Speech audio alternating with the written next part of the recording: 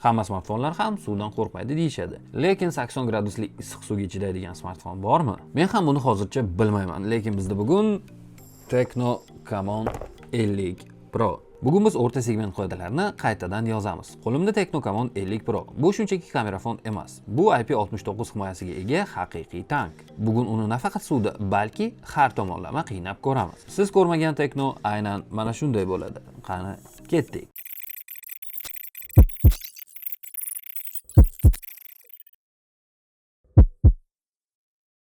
Dizayn bo'yicha Tecno bu safar superkarlardan ilhomlanibdi. Ya'ni oqqush bo'yni kabi nafis chiziqlar. Lekin bu yerda asosiy narsa bu tashqi ko'rinish emas, balki materiallardir. Smartfon qo'lda juda baquvvat seziladi. Gorilla Glass himoyasi va eng muhimi o'sha biz aytgan IP68, 69 va IP69K standarti. Bu degani suv, chang, loy va hattoki yuqori bosimli issiq suv ham unga zarar yetkaza olmaydi. Ekstremal sayohatni xush ko'radiganlar uchun bu eng katta plus. Ekran bu yerda 144 yangilanish tezligiga ega 1.5K AMOLED display. Asosiy ko'rsatkichi esa 4,5 nit yorqinlik. Bu shunchaki chiroyli raqamlar emas. Bizning jazirama yoz kunlarida quyosh tikka turganda ham siz ekrandagi matnlarni xuddi uyda turgandek aniq o'qiysiz. Smart Island funksiyasi esa yuqori qismda bildirishnomalarni juda chiroyli va interaktiv ko'rinishda taqdim etadi. Lekin yorqinlikning ikkinchi tomoni ham bor. Bu ko'zning charchashi. Tecno bu yerda 2160 GSPWM dimming texnologiyasini qo'shgan. Bu nima degani desangiz, bu ekran past yorqinlikda ham deyarli miltillamaydi degani. Agar kechasi qorong'uda telefonga ko'p tikilsangiz, ko'zingiz achishmaydi va boshingiz og'rimaydi. O'rta segmentda ko'pincha bunga e'tibor berishmaydi. Lekin Camon 50 da bu flagman darajasida qilingan. Keling endi kamerasi haqida xuddi professionallar kabi gaplashamiz. Bu yerda asosiy urg'u bu Tecno AI. O'zi umuman olganda ko'p smartfonlar harakatdagi narsani suratga olayotgan payt, ya'ni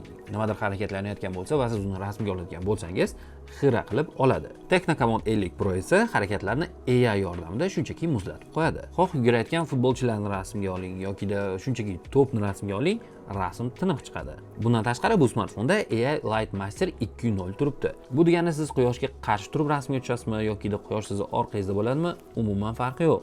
Sun'iy intellekt yorug'likni o'zi balanslaydi. Ana endi AI Art Gallery haqida gaplashadigan bo'lsak, shunchaki bitta barmoq orqali teginish bilan siz rasmning sifatini yaxshilay olasiz. Lekin bu yerda ham eng asosiy narsasi bu rasmdagi keraksiz narsalarni olib tashlash. Qisqacha qilib aytadigan bo'lsam, sizga Photoshop va shunga o'xshash ilovalar kerak emas. Siz rasmda ortiqcha bo'lgan narsalarni shunday barmog'ingiz bilan belgilab chiqasiz va qolgan narsani sun'iy intellektni o'zi bajaradi. Bu funksiya ko'p smartfonlarda bor-ku, bu anchadan beri bor-ku deyishingiz mumkin, lekin bu funksiya faqat flagmanlar va juda ham qimmat bo'lgan smartfonlarda bor. Bizda esa o'rta segment smartfoni. Keling xolisona qaraymiz. Hozir bozorda Samsung A seriyasi yoki Xiaomi Note modellari bor. Lekin ularning qaysi biri bir vaqtning o'zida ham 4,5 nit yorug'lik, ham IP69 himoya, ham 144 Hz ekranni bera oladi. Ko'p hollarda siz yo himoyani yo tezlikni tanlashingiz kerak bo'ladi. Tecno esa bitta korpusda barcha muhim fishkalarni jamlay olgan. Bu narx diapazonida bunaqa muvozanatni topish juda qiyin. Ichidagi protsessor haqida gaplashsak, bu smartfon nafaqat rasmga oladi, balki og'ir o'yinlarni ham ko'tara oladi.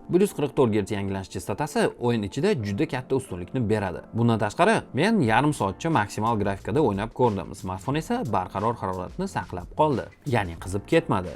XOS 16 interfeysi esa Android 16 bazasida silliq ishlayapti. Batareya masalasida ham hammasi joyida. Kun oxirigacha batareya haqida umuman o'ylamasangiz ham bo'ladi. Bundan tashqari, bu yerda tez quvvatlantirish texnologiyasi bor va siz 15-20 daqiqa ichida telefoningizni quvvatlanishga qo'yib, kun bo'yi bemalol o'ylamasdan ishlasangiz bo'ladi. Shuningdek, aqlli quvvatlash tizimi batareyaning ishlash muddatini saqlashga yordam beradi.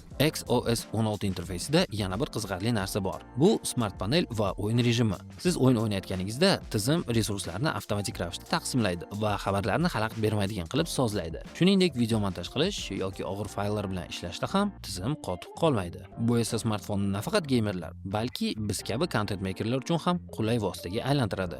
Smartfon korobkasi ichidan smartfondan tashqari yana nimalar chiqadi desangiz, chexol, защитное стекло, 45 vatli quvvatlagich va albatta Type-C to Type-A. Korobkasi ichidan chiqadigan chexol xos taqdim. To'g'risini aytsam, bunda tegib ko'rsangiz, agar bilsangiz Pitaka bor, premium smartfonlar uchun chiqaradigan chexol chiqaradigan kompaniya. O'shan chexollarni bunda tegib ko'rsangiz, xullas aytmoqchi bo'lgan narsam, hissiyotlar bir xil. Qimmat chexollarga o'xshaydi. Ana endi xulosa qiladigan bo'lsak, Tecno Camon 50 Pro bu o'rta segmentdagi narx, lekin premium fishkalarni qidiradigan odamlar uchun yaxshi variant. Agarda sizga IP69 himoyasi, quyosh tagida ham bemalol ekranni ko'rish imkoniyati va harakatlarni aniq tuta oladigan kamera kerak bo'lsa, bu model sizga to'g'ri keladi. Narx va sifat balansiga keladigan bo'lsak, aytgancha narxi mana bu yerda chiqadi. Menimcha yomon emas va bozordagi hozirda mavjud bo'lgan smartfonlarga loyiq konkurent bo'la oladi deb o'ylayman. Xullas, shunaqa qilib bugun obzorimizda Tecno Camon 50 Pro bo'ldi va keyingi obzorlarda qaysi smartfonni obzor qilamiz? Izohlarda yozib qoldiring. Like bosing, obuna bo'ling. Ko'rishguncha xayr.